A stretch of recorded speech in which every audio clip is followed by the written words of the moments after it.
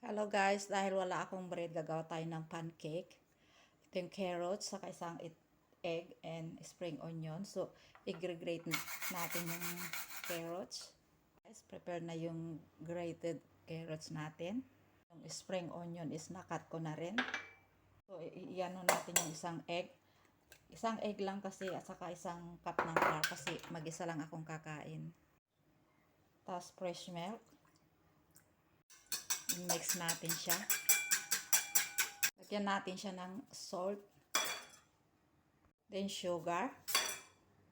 Then ilagay na natin yung grated carrots. Then lagay natin si spring onion. Then ilagay natin yung flour paunti-unti.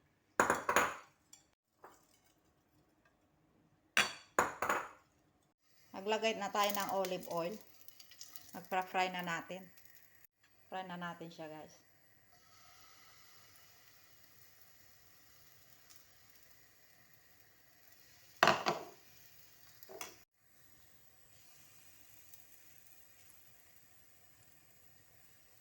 Para hindi siya masyadong makapal, ganyan natin siya.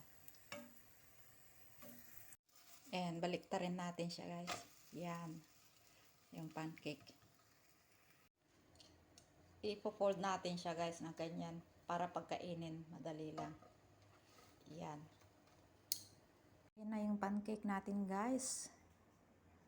Pwede na siyang breakfast.